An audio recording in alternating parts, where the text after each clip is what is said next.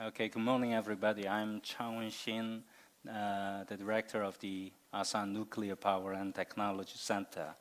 Welcome you all to this panel because I think it is one of the most important panel at this session. But unfortunately, we don't have that many audiences. But we invited very distinguished panelists in this panel. They are all deeply involved in the concept of the global nuclear security regime or governance or architecture. Let me introduce briefly the distinguished panelists in this panel. Left to me, to my left,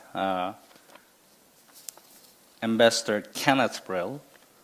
Now he is an independent consultant, but he was U.S. Ambassador to the IAEA and earlier to the Republic of Cyprus. And next to him, Ambassador John Bernhardt. He is former ambassador of Denmark to the IAEA and CTBTO. And next to him, Professor John Bong-geun. He is Director General of the Department of National Security and Unification Studies in Korea National Diplomatic Academy. And next to him, Dr. Mona Dreiser. She is Program Director for Non-Proliferation and International Security at the Lawrence Livermore National Laboratory in the United States. So, well, actually, when it comes to the topic, building global nuclear security regime, I have so many things to address, but I do not say anything. I'll play a good moderator at this manner. So I would like to, well, give microphone to Ken Brill at first. Thanks very much, Jonathan. The panel has been asked to discuss a broad topic, but I've only got about 7 minutes to do it in. So I'm going to use my time to kick off the discussion by exploring whether we need to have a global architecture for nuclear security, and then whether we currently have one. And let me begin by positing that there are two kinds of threats to international order. The first kind are those that you can respond to and feel that you have accomplished what you need to accomplish in dealing with that threat. The second is the kind of threat that is so costly, if it occurs, that it must be prevented. You would not respond to it. And I would argue that nuclear terrorism falls into that second category of threat. It must be prevented. You do not want to respond to it. As a result, I would argue that one needs a global architecture to prevent nuclear security for 4 broad reasons. The first is that nuclear energy is going to be more widely used in the future than it has been in the past. It is a greenhouse gas-friendly source of large amounts of energy, and it's going to be increasingly needed by a global community that wants to grow its prosperity and not reduce its economic opportunities. So as a result, I think that there will be many more nuclear power plants and many more uses of nuclear energy in many more places around the globe in the future than there are today. And that will mean there will be need for better nuclear security in more places than there are today. Second, terrorist groups have stated clearly their desire to acquire and use nuclear material for malicious purposes. These same groups have demonstrated their geographic mobility and reach. As a result, nuclear security requires collaborating across borders, not just maintaining security within borders. The significant number of incidents of loose or smuggled nuclear material and other radioactive materials over the last decade or so is but one illustration of the need for a global regime and the challenge it faces. Third, a nuclear event, particularly the explosion of an improvised nuclear device, would have profoundly negative effects on the global economy, the global political security system, and indeed global stability. I think we've all seen how the world economy was disrupted and how security calculations, actions, and even investments were affected by the events of 9/11. And anybody who came to Seoul by airplane had firsthand experience with the ripple-on effects of 9/11 on some aspects of international life. Now imagine life after an event that kills tens of thousands of people, destroys hundreds of billions of dollars worth of property, and dislocates many more thousands of people. International travel and trade would be halted. And when they resumed, they would be much more costly and more complex. And governmental resources would be diverted to defense, security, and intelligence services and tools to prevent any future incidents. The impact of a nuclear terrorism event would be felt by all, but most particularly by those who can least afford new burdens, or those who need help from others. Former UN Secretary General Kofi Annan said a few years ago that an act of nuclear terrorism would thrust tens of millions of people into dire poverty and create a second death toll throughout the developing world. Fourth and finally, states have obligations to their neighbors and to the international community, not just to their citizens, to secure any material that could cause such widespread harm. Fukushima is only the most recent demonstration that in a globalized world, events in one country can have profound consequences in neighboring states and even in states many thousands of miles away. So those are why I think you need to have a global regime, and I think anybody who attended some of the panels yesterday would have heard that we already have a global regime, and it has the sort of following components: the International Atomic Energy Agency, the Convention for the Protection of Nuclear Materials, the Convention for the Suppression of Acts of Nuclear Terrorism, 3 UN Security Council resolutions, and many multilateral and bilateral initiatives such as the U.S. Cooperative Threat Reduction Program, the G8 Global Partnership, the Global Initiative to Combat Nuclear Terrorism, the World Institute for Nuclear Security, and even the Nuclear Security Summit process, which began in 2010. Now, this all sounds like a lot of global governance until you look into it a little bit and see what's covered and how is it covered. Now, for example, the IAEA has done a good job of establishing a nuclear security agenda after 2001. However, much of its work consists of convening meetings of national experts to develop non-binding recommendations of best practices and standards that may or may not be adopted. It can also send experts to review a nation's nuclear security practices, but only if it's asked to do so. And the recommendations from those visits, when they happen, may or may not be implemented, and knowledge about them is confidential. The Convention for the Physical Protection of Nuclear Material is only about things in transit at this point, which is a very small slice of the issue, and even when the amendment to it comes into force, will still leave large areas unaddressed. The Convention Against Acts of Nuclear Terrorism is about criminalizing acts related to nuclear terrorism, and it's about extradition treaties. It's not really about how do you improve nuclear security.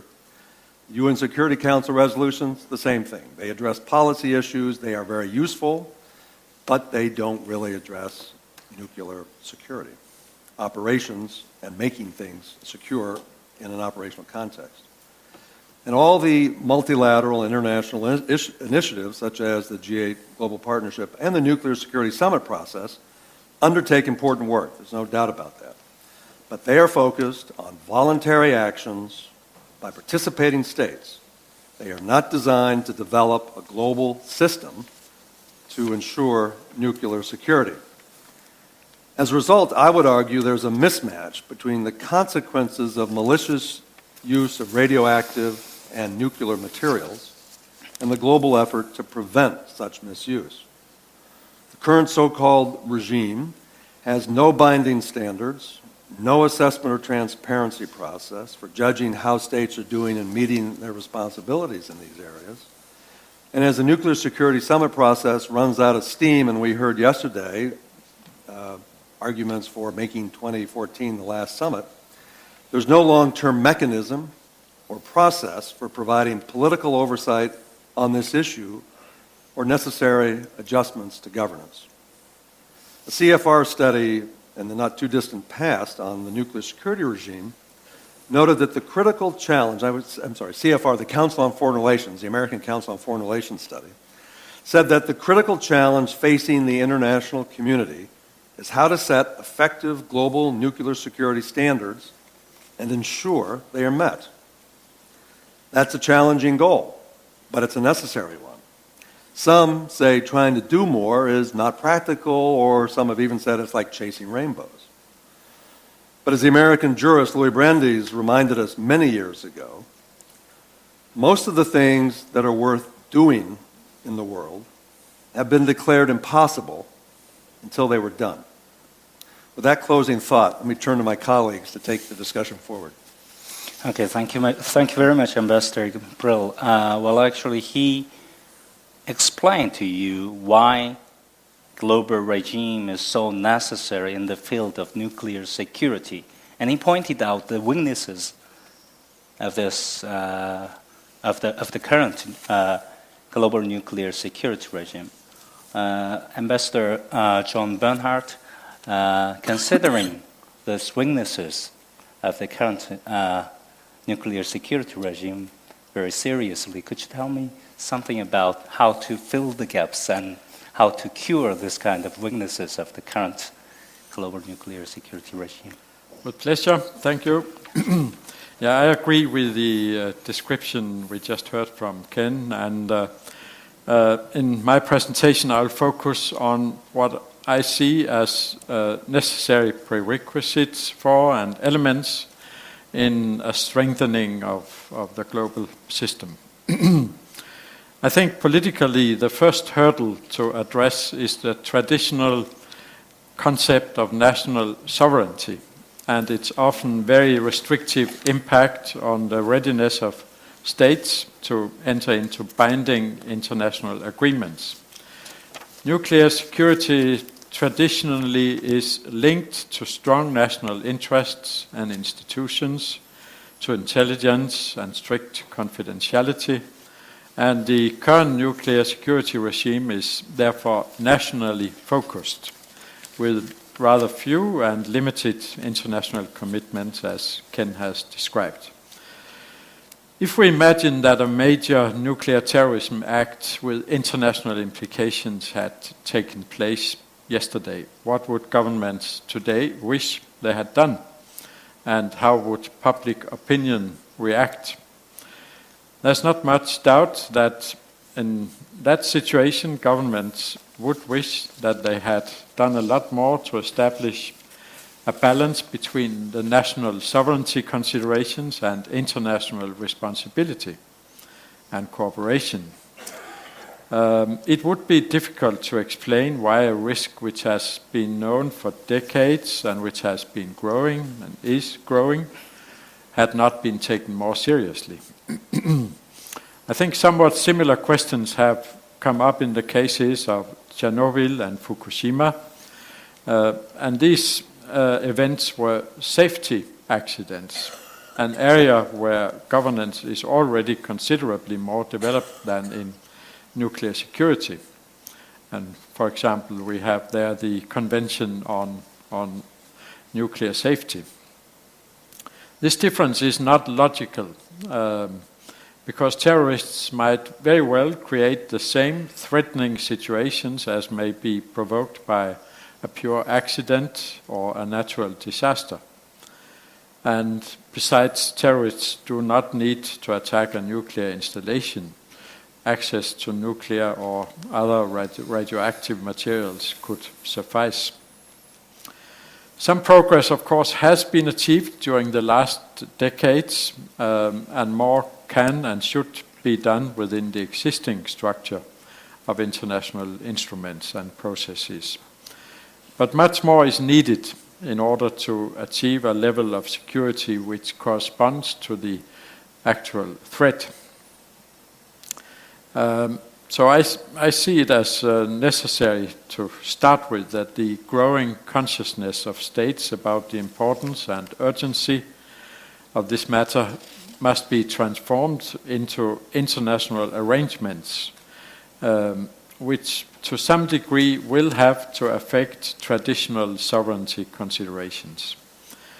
But like in many other fields, also very sensitive fields of a military nature, for example, states should accept that concessions with regard to some aspects of sovereignty would be compensated by the benefits of other states doing the same, and thereby creating a more transparent, cohesive and secure international regime.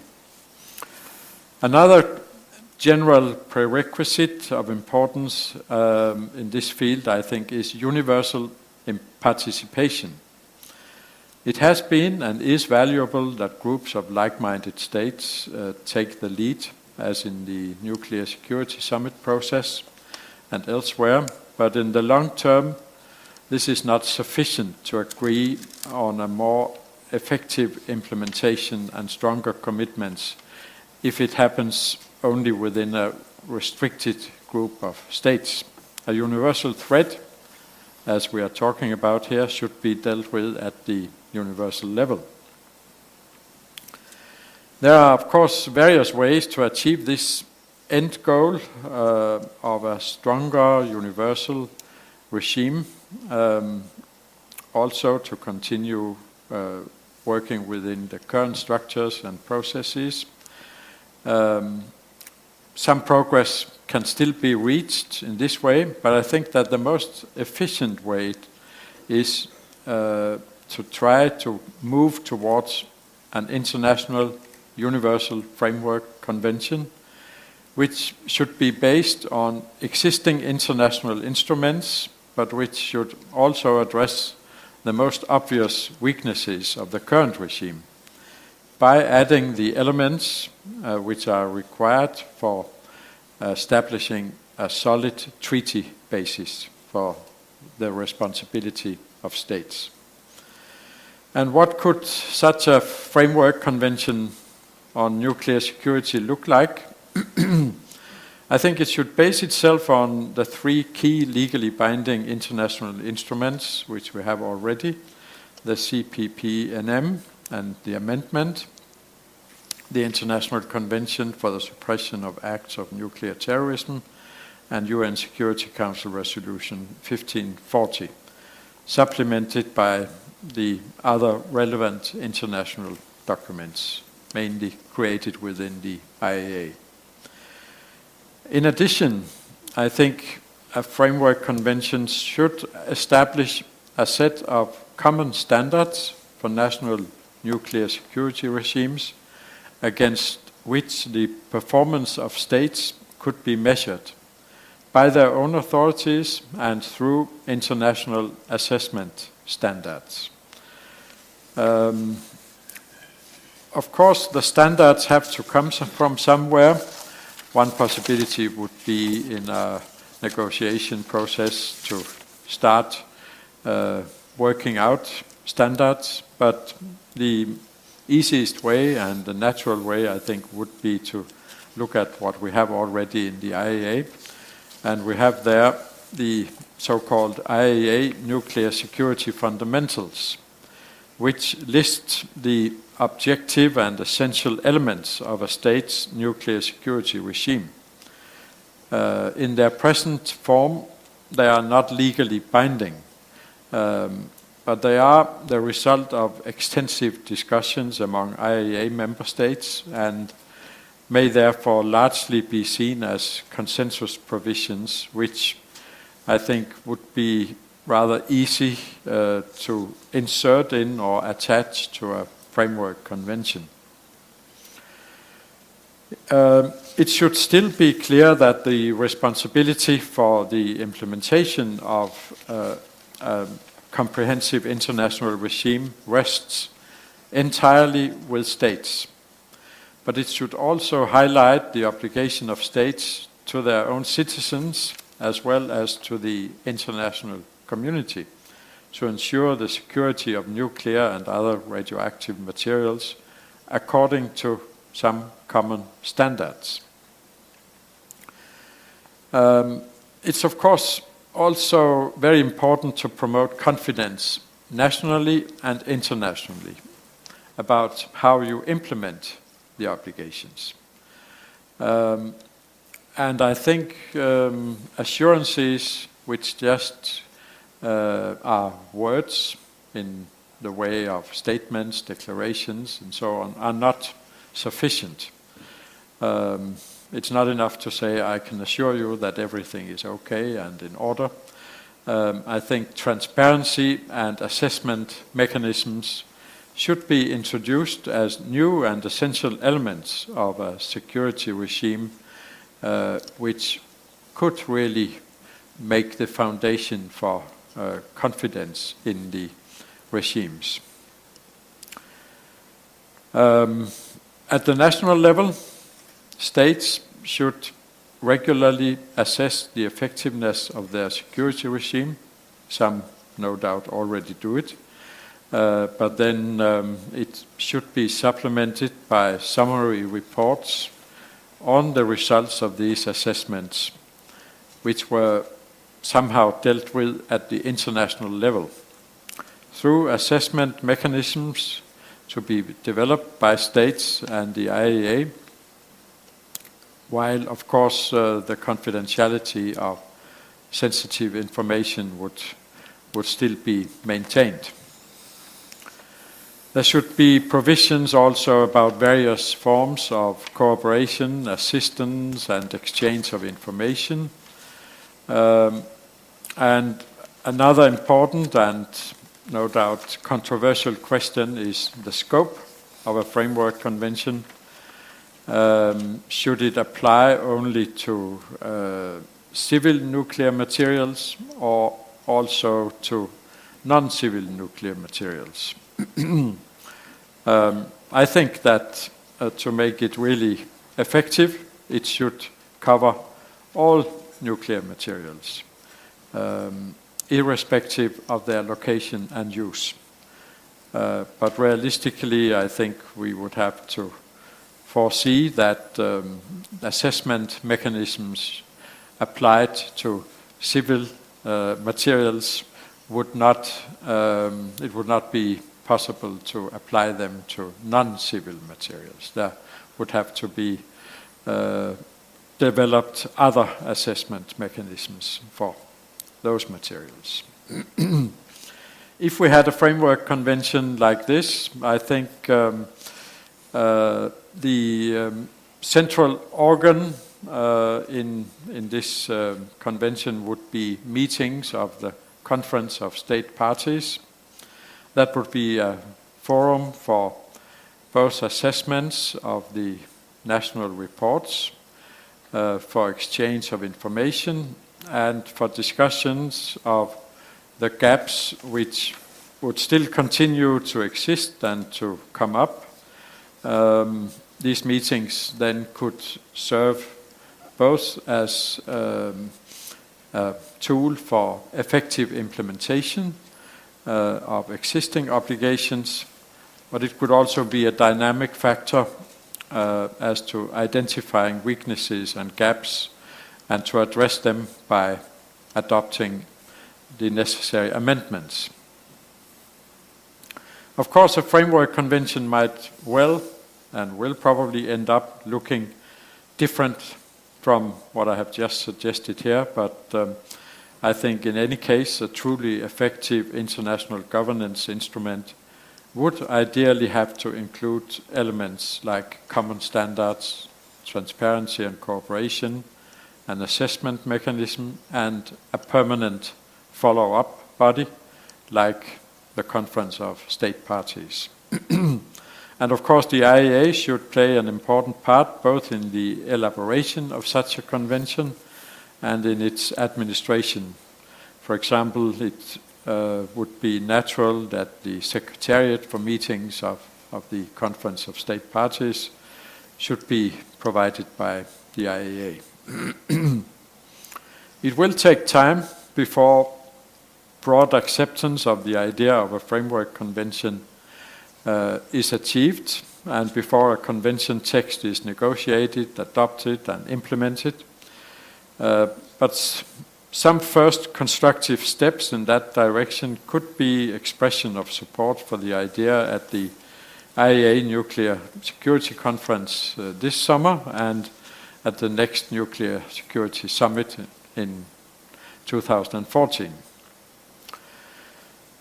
Even if the first expressions in favor of a framework convention might come from a limited number of states, it's obvious that the long-term goal is the creation of a universal response through a process with universal participation. And finally, I would stress that as long as a framework convention is far from being a reality, it's essential to continue the efforts to effectively implement and, where possible, strengthen the current instruments.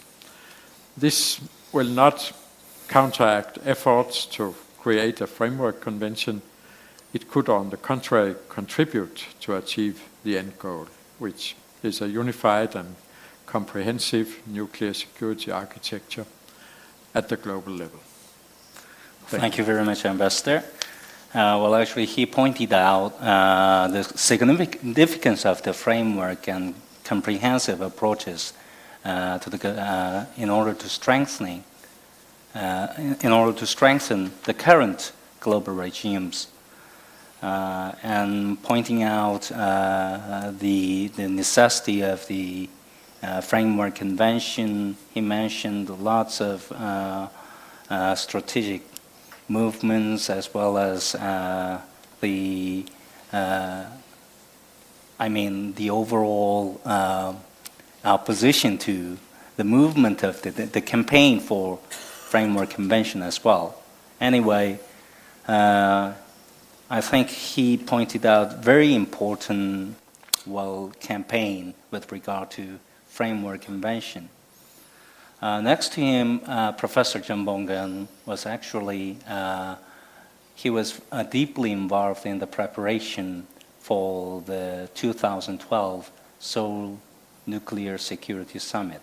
So he was preparing for the side event, which is called Nuclear Security Symposium, which convened nuclear civilian experts from academia or think tanks. I think there has been so many epistemic community with regard to national security, but with regard to global concerns or global regimes for nuclear security, we couldn't find any significant, conspicuous international non-governmental organizations.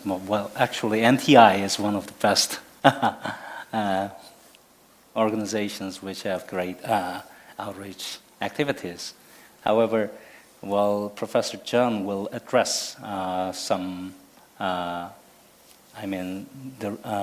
roles of civil societies in strengthening the global regimes for effective and sustainable nuclear security, because he is the promoter of the concept of nuclear security governance. Okay? Okay, thank you, Dr. Singh. And in fact, I share all the previous remarks on threat perception of nuclear terrorism and the needs and the importance of having more comprehensive approach, and among them there could be a framework agreement or framework convention. I share that, and so I would like to add a couple of my thoughts in that regard, and some of them have come from my previous experiences of, as Dr. Singh said, organizing our non-governmental organization during the last Seoul Nuclear Security Summit. And I'll begin with a little bit of an introduction of status of this debate of nuclear security structure at the Nuclear Security Summit, and also I will move forward to have a couple of my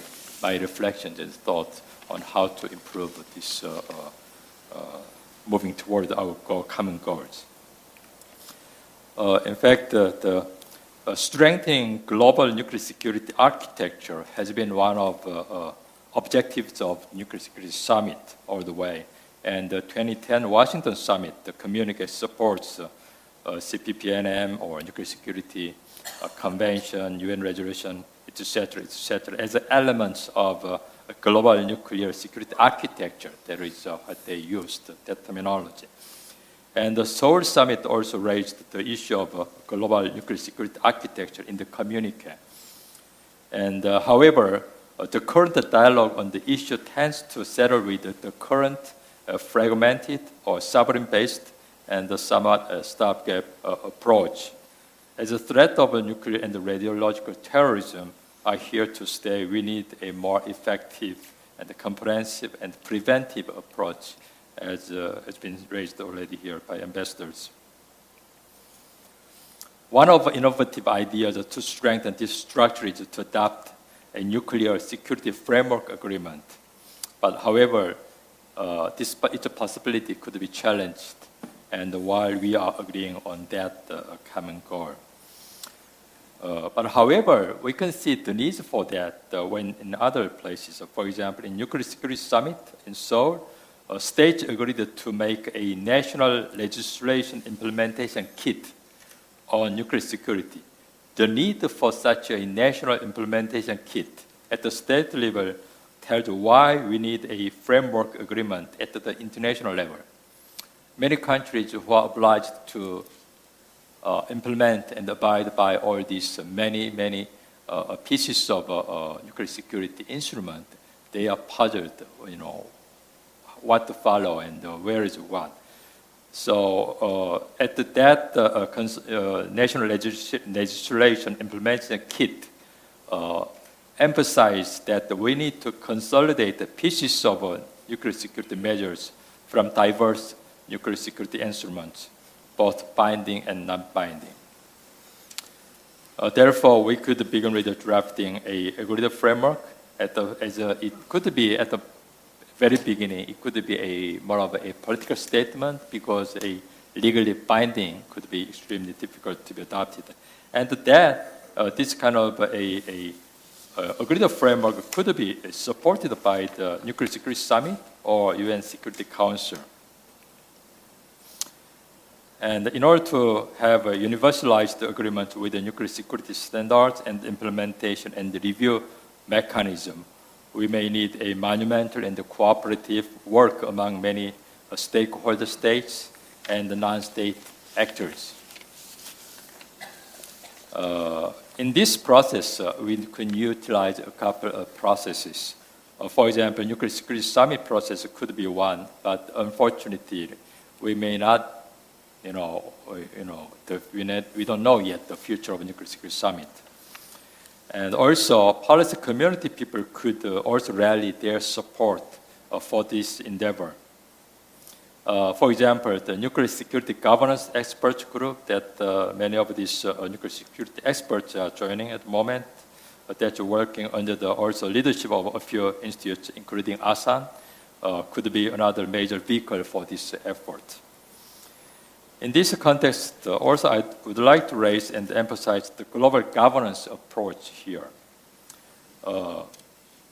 Global governance is somewhat new to this dialogue of nuclear security, but often that's very much adopted a concept when we talk about many of these economic issues, or climate change issues. And this global governance is often defined as the management of global processes in the absence of a global government, including both governmental and non-governmental actors, and also including both governmental and non-governmental processes. And also in this global nuclear security governance, should include and could include multiple actors in it, and also diversify the norms. Some of them are binding and not binding. Also, it includes a domestic regulations and even cultures, and also companies' corporate compliance program. all these diversified norms should be a part of global nuclear security governance. And also, global governance approach emphasizes interrelations of related issues. When we, at the summit process, when we are trying to share this idea of nuclear security, a lot of people raised, we have to deal with before and the nuclear disarmament, and we have to deal with peaceful use of nuclear energy. Always people are raising some other issues somehow a little bit related. So we have to come up with, in order to sell nuclear security, we have to tell how it's related to our peaceful use of nuclear energy, how it's related to our disarmament or non-proliferation efforts. Then people could be more comfortable to be buying this idea of stronger nuclear security measures and domestically. So this governance approach would help mobilize support among various stakeholders and actors, and for more institutionalized global nuclear security architecture, and that for one unified global nuclear security convention. Finally, I'd like to raise the idea of a global state responsibility, as we are living in a one and connected world. This global state responsibility that I like to emphasize is come from a social corporate responsibility. In domestic society, each companies are pursuing, their own goal of making monies, but we are asking them to be socially responsible so that we could have a much better prosperity and a long-term and a sustainable prosperity. And that's the idea of a social corporate responsibility. So this idea of a global state responsibility is that in the world there are some countries who are very much keen on providing public, global public goods. But there are also many other countries who don't care much about jumping into this idea of working together. So this global state responsibility could be one of the ideas that we could be using. In that sense, every state, big or small, needed to bear responsibility of supporting global efforts for common goods of peace and non-proliferation and nuclear security. Korea, also as a newly rising middle power, will continue to carry this shared and international responsibility. In this process, NGO groups like ASAN or NTI or many other groups where some of us are belonging to work together and also we could be a very much a critical and valuable partner for that work. And finally, as has been emphasized here, this sovereignty principle in this world of nuclear security is somewhat that's a good principle, but also it's a hampering to have this idea of international and the shared responsibility. So there should be a real effort to balance this sovereignty principle with this principle of international and the shared responsibility, especially in this issue of nuclear security. And I would like to add that always, when we have this, we have to keep in mind that the global nuclear security chain is going to be as strong as its weakest link. So in this global nuclear security framework and the structure, and everybody, every piece are very much important. Thank you. Okay, thank you very much, Professor John. So far, the three panelists stressed out, the significance of the conceptual ideas, such as framework and comprehensive approaches, and the global governance approaches, or sometimes, Professor John promoted a certain concept of global shared responsibilities, and dealing with nuclear security governance. Anyway, next to him, Dr. Dreiser, she wants to talk about practical aspects rather than conceptual ideas. So could you please? Sure, thank you very much. And thank you to the Asan Institute for Policy Studies for inviting me to participate in this auspicious panel. It's true, when I saw who was speaking and the topics that were posted on the talking points in advance, I thought that the most useful role I could do is talk about the kinds of programs that I or my colleagues at a national laboratory in the U.S. have been involved in that are essentially the boots on the ground in trying to implement what gets agreed in terms of more global initiatives and frameworks. And I think as coming last, I'll wind up reiterating and maybe reinforcing some of the ideas that have already been presented here this morning.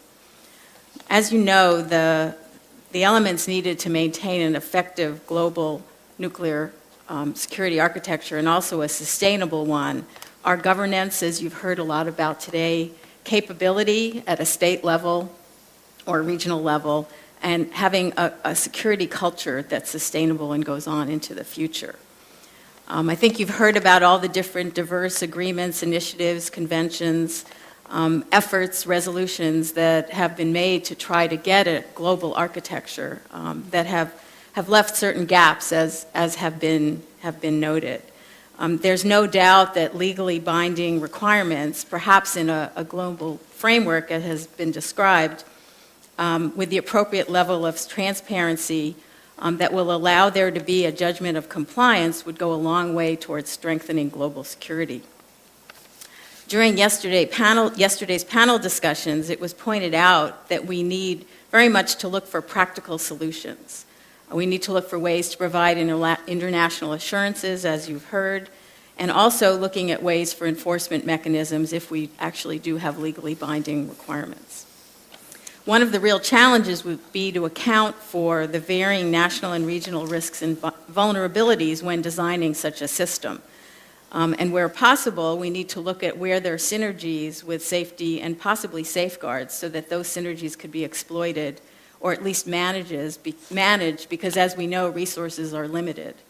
As a matter of fact, yesterday in one of the sessions, one of the participants asked a very specific question, is if I need to implement safety and security, what percentage of my efforts should go towards safety versus security? And that's a very practical question, particularly for countries that are just beginning now to look at nuclear energy in their countries. So at my laboratory, we work to support U.S. government programs that are trying to effectively implement the existing conventions, resolutions, efforts that are being made around the world. And we do it both domestically as well as with international partners. The international programs set out in most cases to create a cadre both of government officials that understand these issues where they don't already exist and a technical workforce that can implement what countries have put in place either through regulations, through accepting recommendations, for example, from the IAEA, but have a workforce that understands how to do it, how to assess vulnerabilities and how then to plug the gaps, plug those vulnerabilities with greater security. And it's clear this can't be done in a one-size-fits-all way. We have various partners around the world, many who are at the same level of security considerations as us, and we can learn from each other. And in other cases, more nascent nuclear programs that really can benefit from some of our lessons learned. One of the challenges that we face, besides having sufficient resources, as was mentioned yesterday, is leaving behind a sustainable program. Once capacity and capability has been built up, where governance has put in place the regulations, training has been accomplished in bringing together a workforce and a government that understands the needs, then how do you sustain that in the future, again, giving limited resources? One of the things that we have found is that there are really different perceptions of vulnerability and risk. We relate that to being part of having a security culture. And so at least with us, what we found is when the perceptions are not the same as ours, we perceive it as a lack of security culture. I think that's one of the real challenges in putting together a global framework or putting standards together is how do those standards apply to the risks and vulnerabilities that vary from place to place around the world in different regions and in different countries and for the different types of infrastructure in countries, particularly their nuclear infrastructure. So part of our work is to pass on the methods we use to assess those vulnerabilities, and then how to set the priorities, again, giving limited resources, trying to meet international global norms and standards. How do you set the priorities to actually accomplish that? Some of the issues mentioned yesterday, such as insider threats, illicit trafficking, transshipments that are very regional or global in nature, are the kinds of things that we try to explain how we address them or what kinds of assessment tools that we have. We wind up operating this way because, as was mentioned, is countries protect sensitive information that is sensitive to their own security. And so it's not necessarily easy on an international basis to really clearly discuss what those vulnerabilities are. So we feel that by providing the tools, countries can make those assessments for themselves and therefore can preserve and protect the sensitive information that is difficult to share. As I mentioned, to have this kind of architecture really be effective, it needs to be sustainable into the future. And so one of the things that we've done is undertake training that's looking towards the next generation and establishing a sustainable security culture. We have worked with partner countries to establish training centers and educational programs, so-called train-the-trainer programs, that people can, within a country, maintain the training programs once our cooperation is done. And in this way, we can sustain that type of security culture and capability. There's another essential element that we found, both domestically and internationally, that really has to be sustained, and it's communication. We talked about communication in terms of plugging gaps across borders or regionally. There's also communication within countries. I know from my own experience in the U.S. government is different agencies, as you know, don't always talk to each other, and I think that's true in probably most countries, if not all. And nuclear security doesn't clearly fall in one particular government agency. It's law enforcement, it's nuclear security, it's a variety of different things. And so how do you maintain that communication? I'm not so sure the U.S. is really good at trying to teach that, but I think it's a really important lesson of sharing information. And then, therefore, the follow-up is in how you share information regionally with your neighbors. If there is a global convention, how you share information that way. So it's for plugging the vulnerabilities, but it's also for assurances, as has been talked about, or if we get to the point of legally binding agreement, to actually demonstrate compliance with the requirements of whatever framework or convention are put into place. The final point that I'd like to make is again, to talk a little bit more about how you declare success. Or compliance, again, if it's legally binding. Given the evolving threats, the different perceptions of risk, the different actual vulnerabilities around the world, how can we implement on a practical level, and it might be something along the lines of your state kit, of how do you actually determine whether or not you have succeeded in establishing nuclear security for your country? And how do you maintain that when the threat may evolve or your infrastructure may change? And so I think, again, coming from a practical point of view where I've participated in negotiations that involve verification, is how does the technical community, again, the boots on the ground, feed into the political process in order to talk about what's possible, how to measure where success is, how do you evaluate it, so that if you do establish international standards, there's actually a clear way, an understandable way that you can determine whether or not you're meeting those standards in a way that other countries can appreciate, accept, understand. So with that, I'll close my remarks. Thank you very much, Dr. Dreiser. I think the two nuclear security summits, I mean the Washington and the Seoul Nuclear Security Summit, have been very much successful in, drawing political attentions. However, we should think of whether the two nuclear security summits has drawn public awareness of the significance of nuclear security. In that sense, while Dr. Dreiser is mentioning about the nuclear security culture as very pertinent statement at this moment. Anyway, before opening up the floor for the Q&A session, as a moderator, I would like to put some questions to the distinguished panelists. Well, actually, I was really interested in the concept of nuclear security. But however, well, if you look at if you read the communiques of the Washington and the Seoul Nuclear Security Summits, we couldn't find any definition of nuclear security. If I read a certain definition which was made by the Director General's, I mean IAEA's Director General's Advisory Group, it says nuclear security is the prevention and detection of and response to theft, sabotage, unauthorized access, illegal transfer, or other malicious acts involving nuclear material, other radioactive substances, or their associated facilities.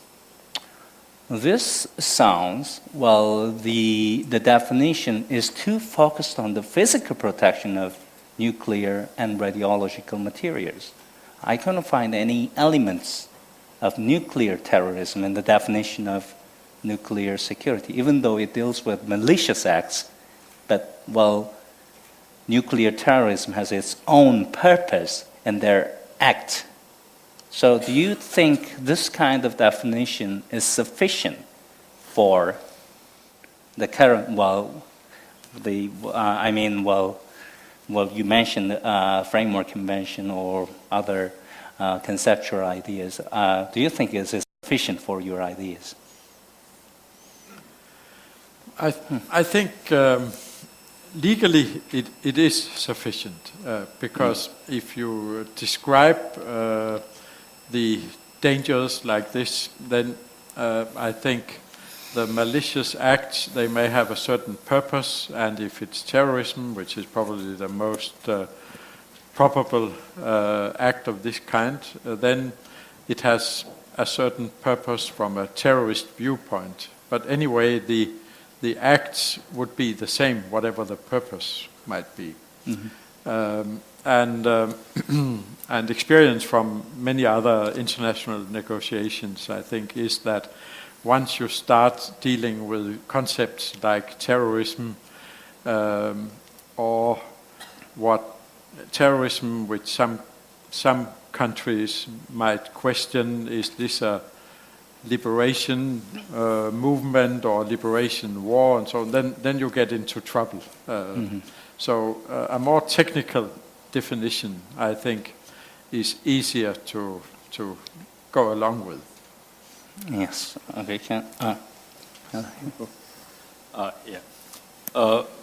Certainly, previously, nuclear security is that the word was not used very much, and I think it has a pretty much a recent use. Especially in South Korea, nuclear security summit bring us that idea. Previously, at our government was dealing with the issues, there were Department of Physical Protection. In that sense, I believe that what the IAEA can do and what we do at the moment is more like a nuclear material security. Of course, this material includes the facility, everything. But when we talk about nuclear security, it could be somewhat political and somewhat really international security-related connotations. In that case, probably what IAEA can do is very much limited among this whole big chunk of this nuclear security. But at the moment, still, it will be better to have a little bit narrow focus so that we could agree upon and we could make some solid, agreement. But still, nuclear security as a whole could be more handled by probably more of a political organization like, UN or maybe UN Security Council. But as long as we have a somewhat focused approach among this idea of nuclear security, and we are having focus on nuclear material security, then And I think we could live with the current definition, and we could live with the role of IAEA to play in that regard. Yes, well, actually, the definition is closely, I mean, the question of definition is closely linked to the empowerment of the international organizations, I mean, related international organizations such as IAEA and the United Nations. On that respect, do you have some? Well, I would agree generally with the comments made earlier. I think that the definition that you described, that you just read, is sufficient for the purposes of the Framework Convention that John outlined, in part because the Framework Convention, as he suggested, would incorporate and integrate other instruments that are out there that deal with different facets of the problem. And so by incorporation, you broaden the context within which you're considering this issue. So I think you can have your cake and eat it too. You have the technical definition, but because it's couched in a larger context, you can deal with other aspects that maybe don't fit precisely into the technical definition. Yes, okay. One of the interesting things is that if you look at the Seoul communique, well, the paragraphs 1 and 2 deals with global nuclear security architecture. And one of the pieces of the, two of the pieces of the global nuclear security architectures, the communique mentions CPPNM amendment as well as ICCENT, I mean International Convention for the suppression of the acts of nuclear terrorism. So I think both are concluded under the auspices, respectively, IAEA and the United Nations. Anyway, well, if we too much narrow down the definition of the nuclear security, then, well, I think, well, what would be the differences between the Framework Convention and the CPPNM would be questionable, I think. Anyway, from the practical point of view, you mentioned the national, the significance of the national implementation toolkit, but changing the angles a little bit, I would like to know well, if you look at the Seoul communique, it clearly mentions the significance of the United Nations Resolution 1540. So, Dr. Dreiser, can you tell me something about the linkages between, I mean, the role of the IAEA in the physical protection of nuclear materials and the role of the United Nations from the perspectives of the United Nations Resolution 1540? That's a big question.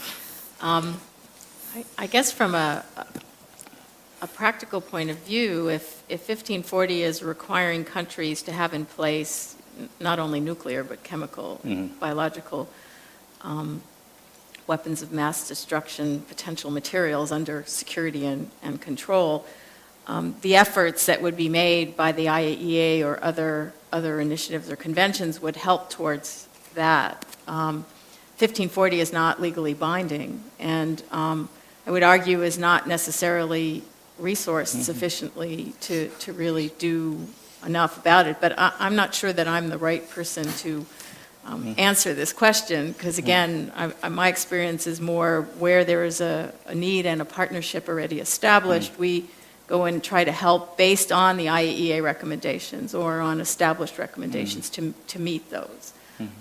But maybe somebody else on the panel would be better I'm sorry. Yeah, to okay. answer Yes, that that's right. question. Okay, but because we just have 10 minutes, I should open the floor to the audience. If you, yes, Ambassador Love. Thank you very much. Thank you for our wonderful panel. In the discussion that we had in your panel yesterday, both the benefits of a political device such as the Nuclear Security Summit, but at the same time the limitations of such an approach were discussed and were exposed. I would fully concur with both ambassadors, both colleagues, in the sense that going for a legally binding universal framework is the right way to proceed, whatever the risks, whatever the difficulties, and there will be plenty of difficulties. This is because such an approach will cover the very important dimension of political legitimacy. When you have a treaty, that treaty, if it is negotiated in a multilateral environment, in a multilateral process, within a multilateral process, enjoys a universal and incontestable level of political legitimacy, and this is terribly important. We know very well the criticism which is raised from certain quarters, the political criticism that is aimed at mechanisms or instruments such as the summit or the Resolution 1540. By the way, in our opinion, Resolution 1540 is legally binding because resolutions of the Security Council adopted under Chapter 7 of the Charter are legally binding. But even these resolutions are sometimes contested. We have listened on many occasions at the Board of Governors references to the quote-unquote illegal resolutions of the Security Council. So we know that there is no theological certainty there as well. Now, about the process, and when I find the idea very exciting. As a diplomat, I think it is very important to create an adequate process for that, in order to engage the agnostics, in order to engage even the heathen.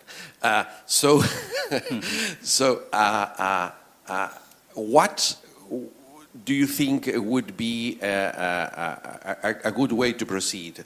A like-minded group, for instance? If such is the approach, should it be cross-cutting, incorporating countries, states from different groupings, in order to diffuse these artificial distinctions between, say, North and South, etc.? You know all that. And what do you think about the peer review as a mechanism which provides transparency, provides a measure of accountability, and I'm thinking about the peer review not only in connection with the already launched efforts towards reinforcement of nuclear safety. I'm thinking in the peer review that we have in Geneva in the Human Rights Council, for instance, which is able to touch upon very, very delicate parts of the sovereign anatomy of states. Thank you. Okay, can I take one more question? Yes, over there. Yeah, sure. Yes, hi, Jonathan Herbach from Utrecht University in the Netherlands. I have a two-part question. One, it was mentioned before going into the idea of a new framework convention, the idea of using or making better use of what already exists, for example, because Article 14 of the CPPNM, for example, requires states to inform both the IAEA and other states parties of the measures that they've adopted in order to implement the treaty. To this point, no state has actually submitted a report pursuant to Article 14. So I guess the question would be, how do you get states to buy into the concept of having a new instrument when the existing instruments are not fulfilled? And then I'm also thinking of the amendment to the CPPNM that hasn't entered into force. So how would you get states to make that step? And secondly, sort of related, there have already been talks about the idea of maybe elevating the code of conduct on radiological sources to a legally binding instrument. Would it not be an idea to take a step like that has already been kind of put into play, maybe before going to a kind of all-encompassing framework? Yes. Since I'm not a lawyer, unlike John, I could maybe make a couple of diplomatic comments, and John can fill in all the legal blanks. But to deal with your second question first, and we'll try to tie both sets of questions together. I don't think we need a proliferation of a lot of new different instruments. I think what we're looking for is how do you unify what's out there and then fill the gaps? And so rather than take the code of conduct and make one more instrument, why not create an umbrella arrangement under which things fit logically and in which you can find the connections and the cross fits to streamline and help people, coming back to one of the points a couple of the panelists made, understand what their obligations are and make it easier to deal with them. And I think in that regard, whether it's the peer review issue that our first questioner asked, or making better use of things, the advantage of a new framework agreement that would be an umbrella agreement is the conference of the parties,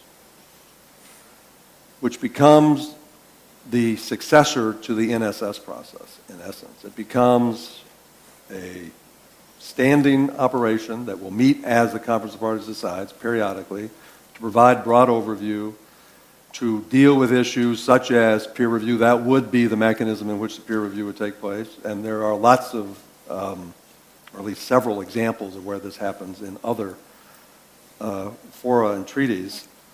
And in terms of the process, you can look to the environmental area for a couple of very useful examples. The most, I think, relevant is the Vienna Convention for the Protection of the Ozone Layer and the Montreal Protocol that came after that, which started with a very, very small group of states.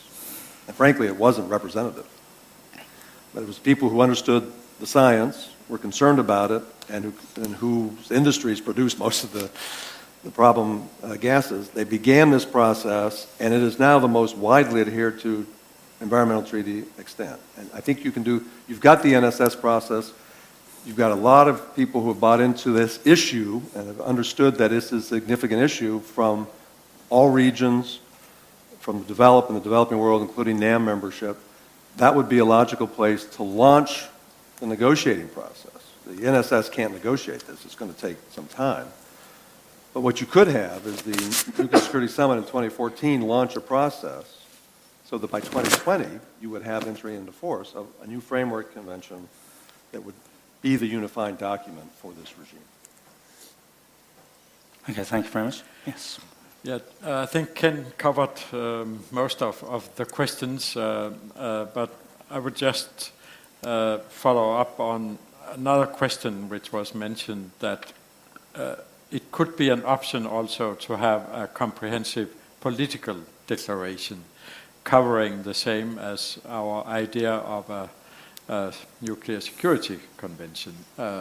And of course that might be better than nothing, but obviously as we already have some legally binding instruments in this area, it would not be ambitious enough, I think, to go for a kind of political declaration.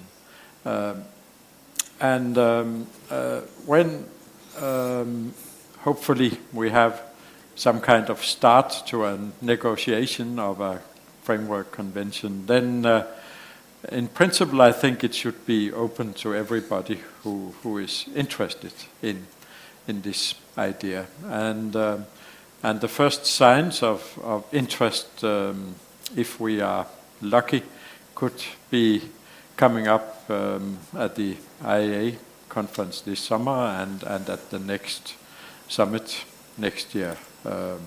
But no doubt that it may, for practical reasons and also maybe political reasons, it may be necessary to start in a smaller group of interested states, but it should not be restricted to states from certain regions or with certain traditional viewpoints. It should be, even if it's a smaller group, it should be a broadly composed group. Okay, do you have something? I have just one quick word. I think the beauty of having this framework convention It's not about strengthening. It's about, I think, consolidation. It's about having more of a sustainable convention that could be adaptable, that could be flexible, that could be, predictable, and also that could be simple. It's not, I think, adding more burden on the countries that are already on the current status, but it could be more like just like a national implementation kit that people, each country feels very confused about so many, obligations. So they want a consolidated some guidance. I think that the framework convention could be one. Okay. Okay. Yes.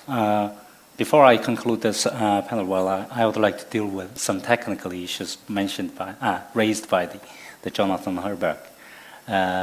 In order to accommodate the code of conduct in a legally binding international instruments, we can use two kinds of approaches. One is protocol approach, and the other one is annex approach. I think you know the answers. Okay. Thank you very much. Yes, it was really wonderful. Thank you. Yes. Thank you.